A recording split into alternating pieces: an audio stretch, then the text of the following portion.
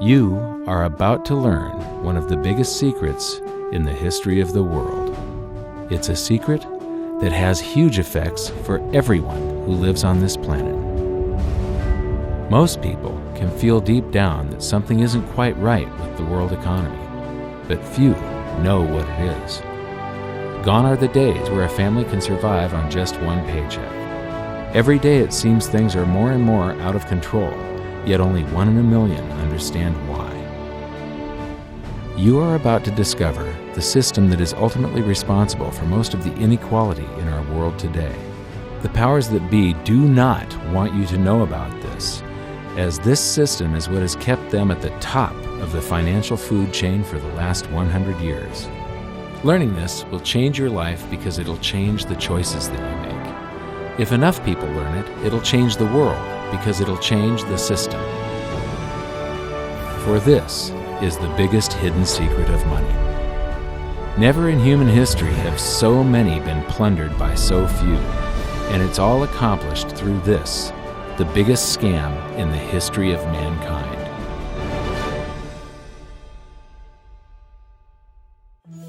They say that money doesn't grow on trees, but the truth is that the modern banking system creates currency far faster than trees can grow. Most people don't have a clue how currency is created. Economists and bankers make it sound so complex that people think they can't understand it. But I'm going to strip our monetary system down to its essence so that you can see the scam behind the curtain and just how it affects you. Every modern society creates currency in pretty much the same way. But since the US dollar is the majority of the world's currency, I'm going to use the United States as our example. It all starts when some politician says, "Vote for me and I'll make sure the government provides you more free stuff than my opponent will." But there's no such thing as a free lunch. So to provide that supposedly free stuff, the politicians vote for the country to spend more than its income. This is called deficit spending. To pay for that deficit spending, the Treasury borrows currency by issuing a bond. So what's a bond? If you think about it, a bond is really nothing but a glorified IOU. It's a pretty piece of paper with numbers printed on it that says, "Loan me $1 trillion today, and I promise over a 10-year period I'm going to pay you back that $1 trillion plus interest." But what you need to understand is that Treasury bonds are our national debt. These glorified IOUs are to be paid back by you and I and our descendants through future taxation. Therefore, when the government issues a bond, it steals prosperity out of the future so that it can spend it today. The Treasury then holds a bond auction, and the world's largest banks show up and compete to buy part of our national debt and make a profit on it by earning interest. You'll notice that as we move through this process, the big banks are there, taking a cut every step of the way. This isn't by chance, as you'll see shortly. Then, through a shell game called open market operations, the banks get to sell some of those bonds to the Federal Reserve at a profit. To pay for the bonds, the Federal Reserve opens up its big old checkbook and writes bad, bogus, counterfeit checks that should bounce because they're drawn on an account that always has a zero balance. There isn't 1 penny in there. To quote from the Boston Federal Reserve, "When you or I write a check, there must be sufficient funds in our account to cover that check. But when the Federal Reserve writes a check, there is no bank deposit on which that check is drawn.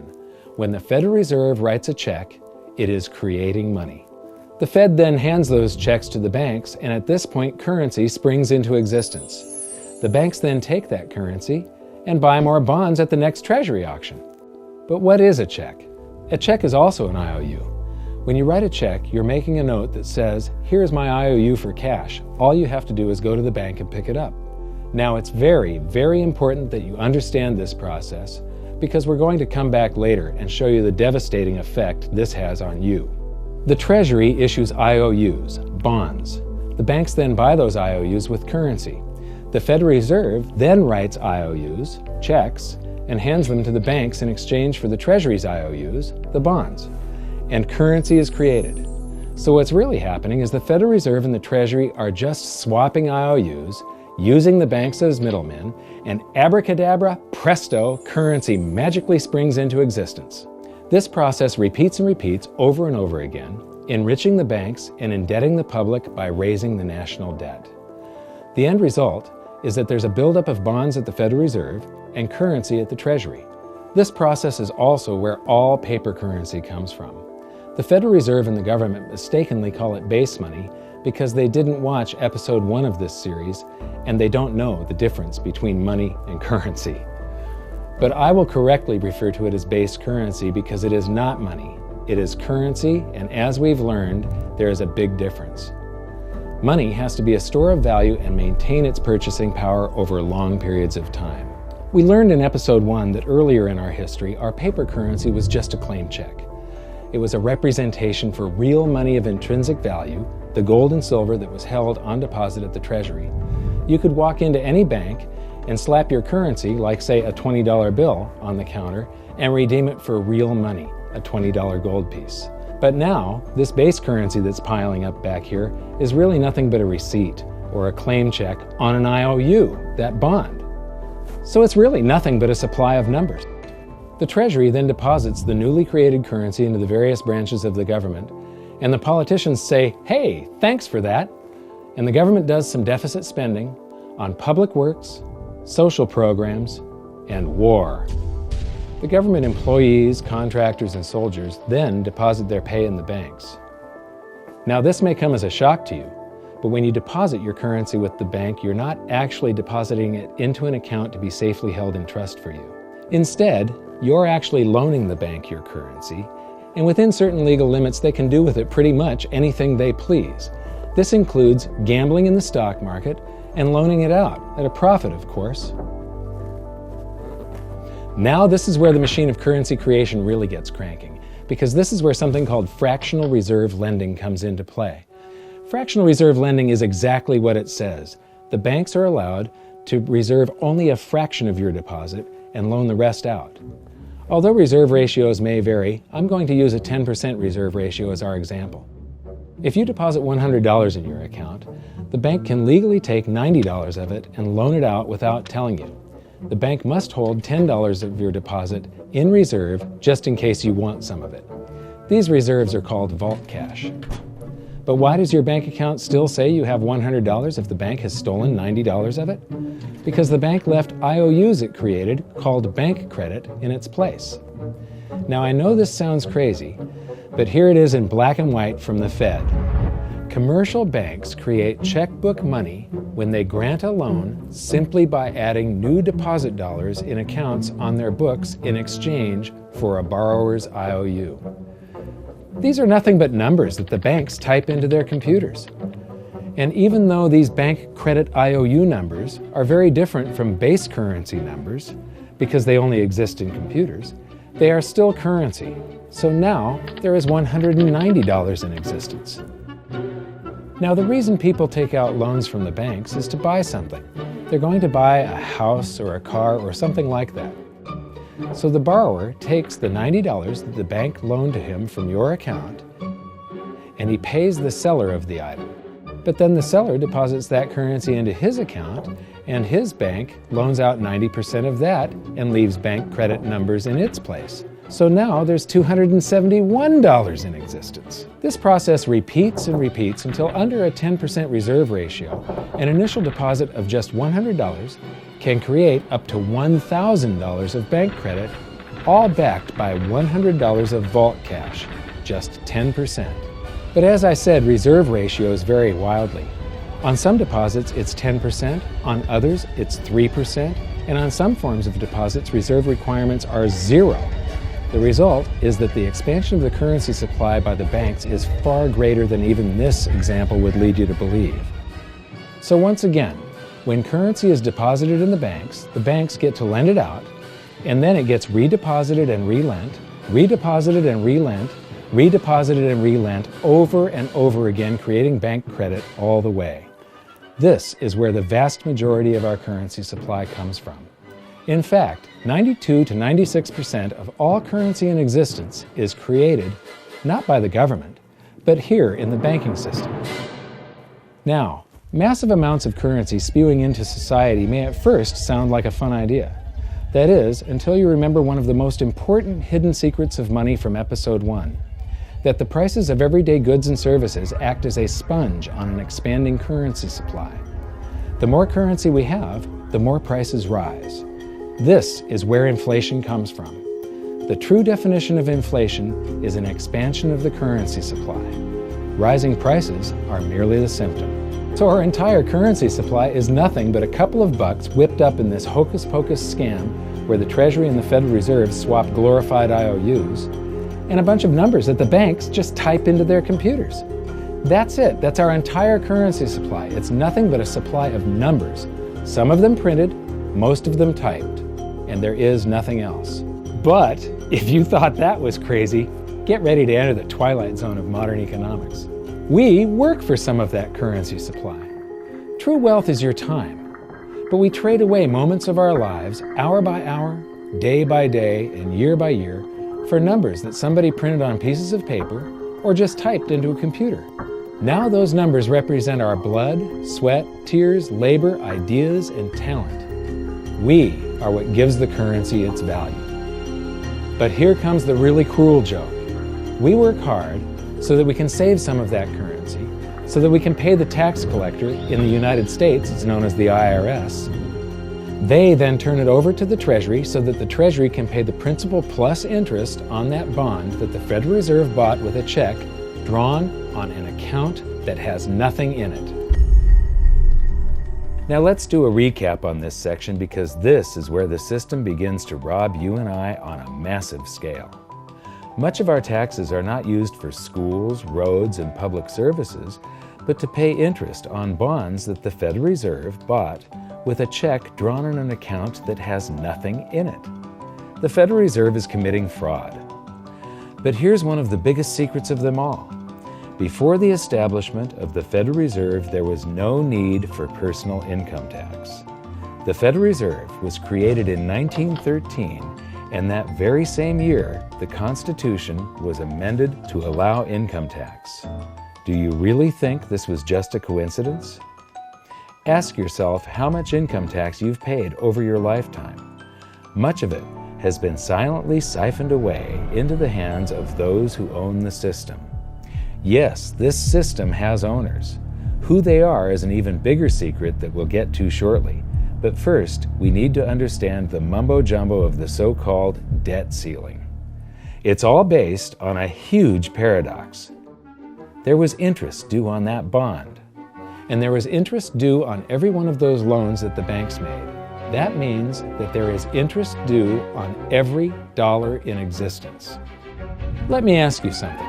If you borrow the very first dollar into existence, and that's the only dollar that exists on the planet, but you promise to pay it back plus another dollar's worth of interest, where do you get the second dollar to pay the interest?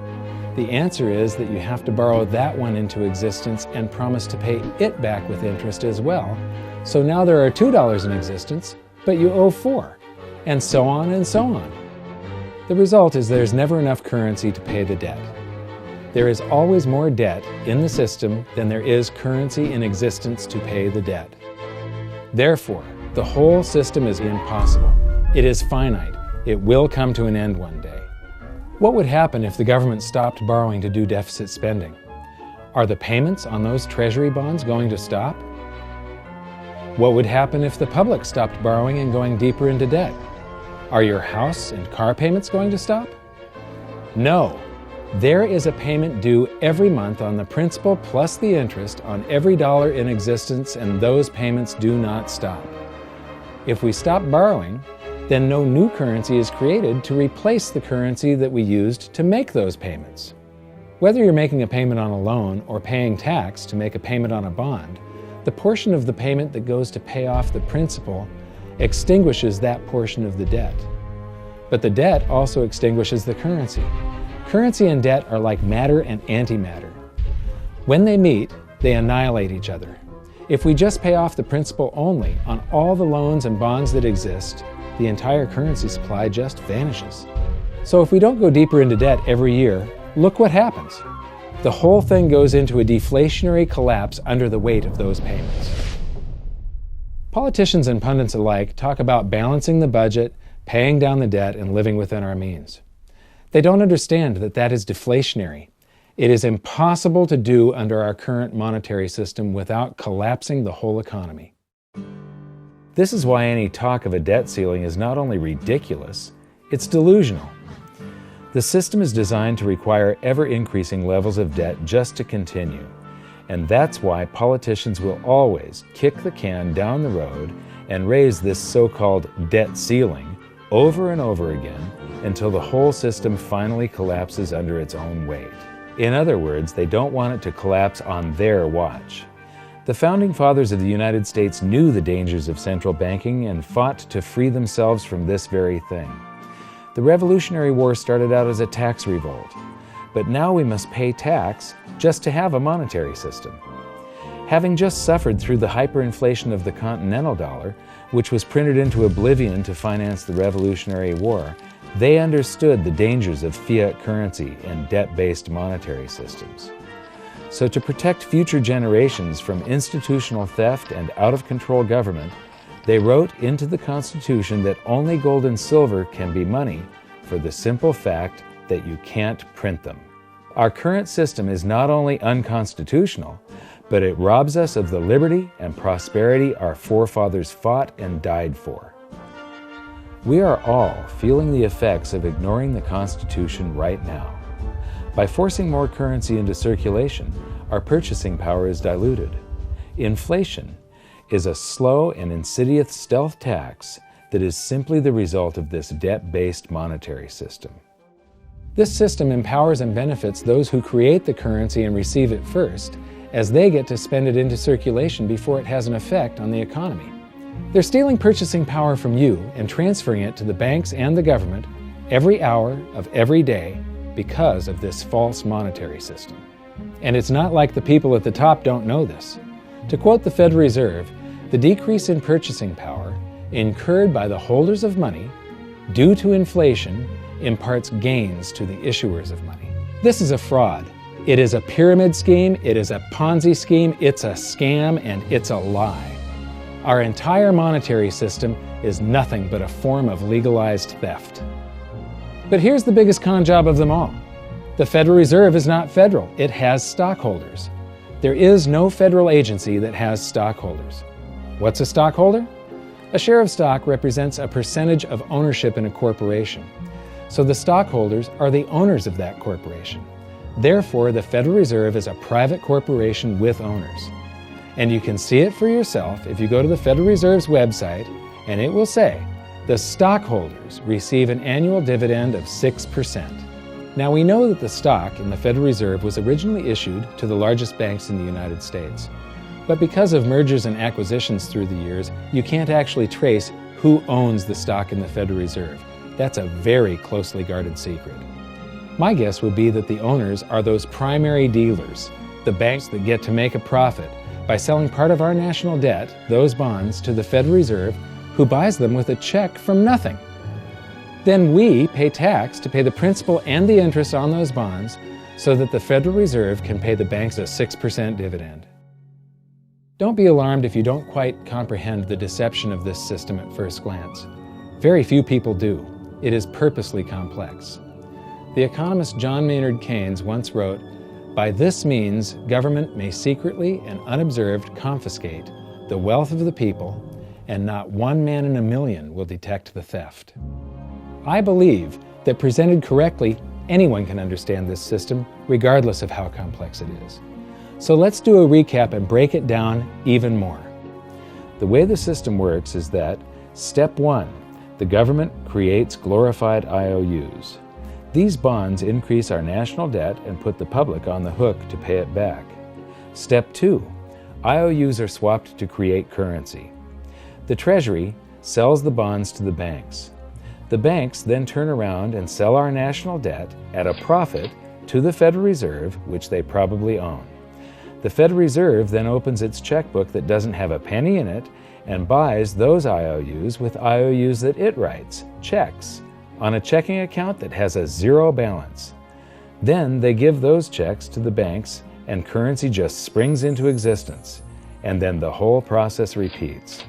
This results in a buildup of bonds at the Federal Reserve and currency at the Treasury, which is really just a supply of numbers.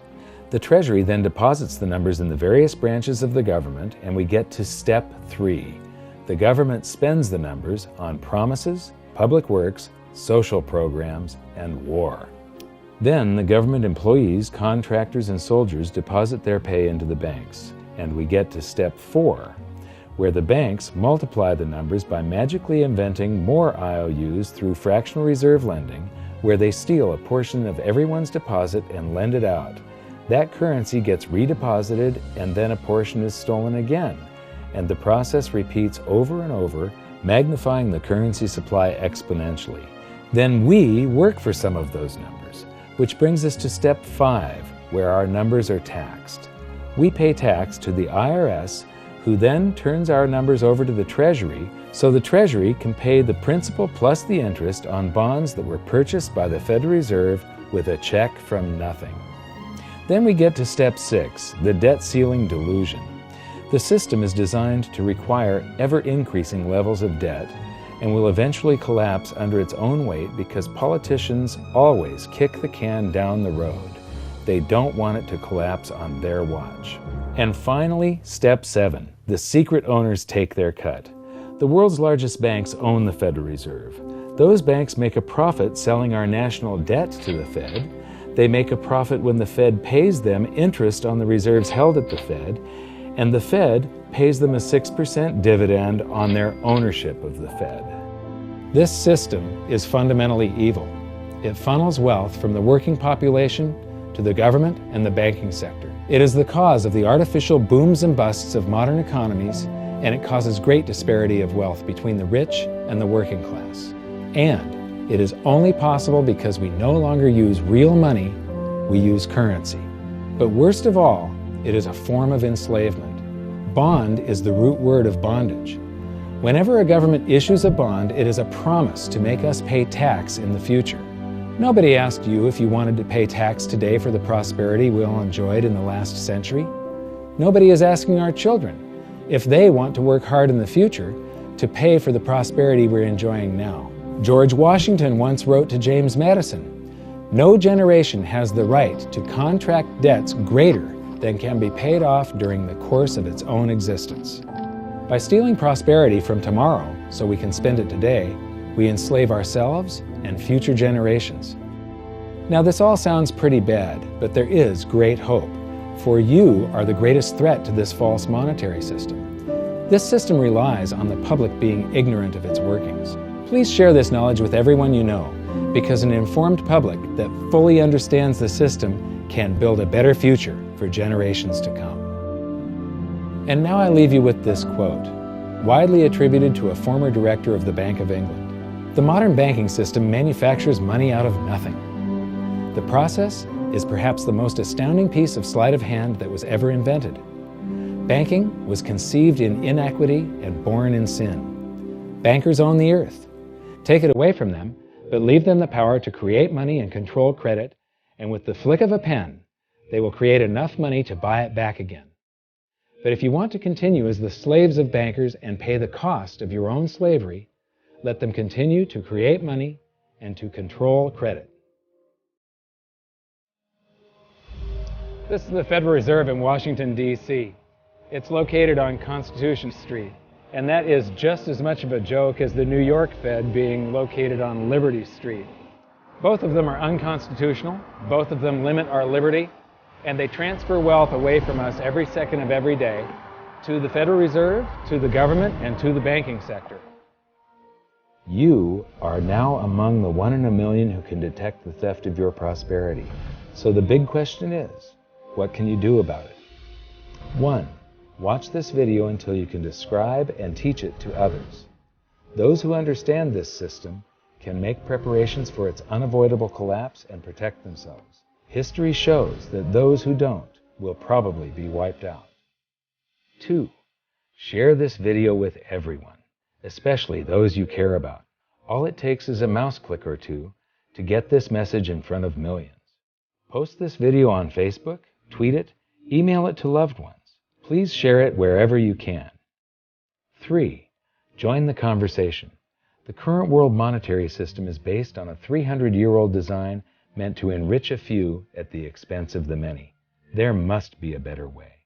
At hiddensecretsofmoney.com, we've created an open-source platform for the design and development of a new world monetary system. We're calling on every economist, every student, every college, every bright mind, and anyone who cares to join the discussion. In educating ourselves and each other, we can prevent the further loss of our freedoms and maybe, just maybe, win some of them back.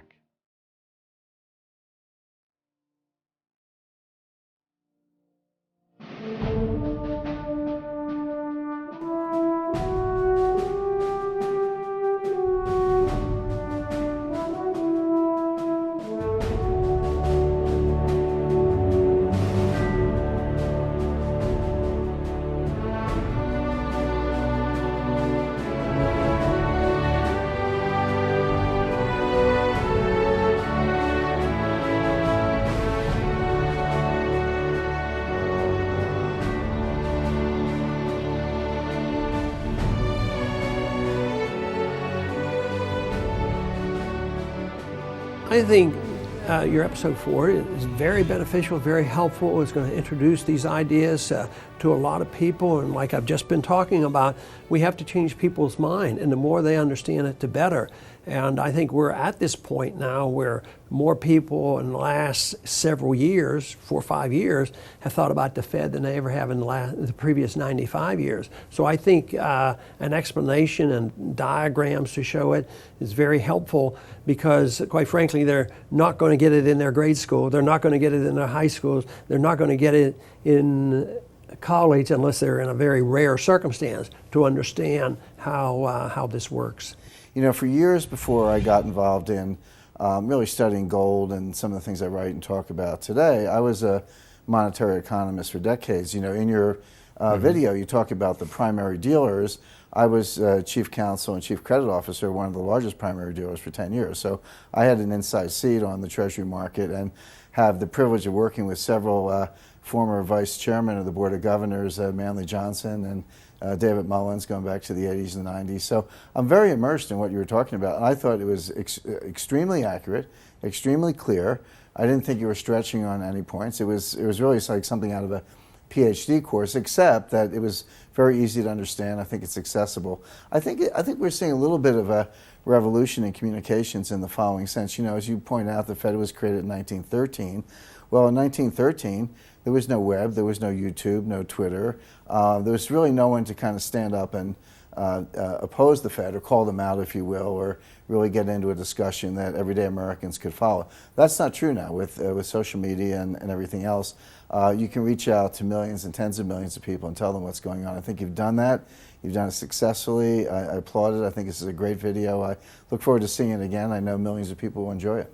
Well, as we know, the Federal Reserve believes it can create money out of thin air, not realize money is supposed to represent real products and services. And what people don't realize is when the Fed does that, in effect, as Keynes pointed out, it's a form of taxation. It's a form of confiscation. And because people don't see it, the politicos get away with it, but it also undermines social trust. It just is corrosive throughout society. We're going to have a lot of turmoil in the coming years, but it's going to be the kind of turmoil that leads to positive things. So don't despair.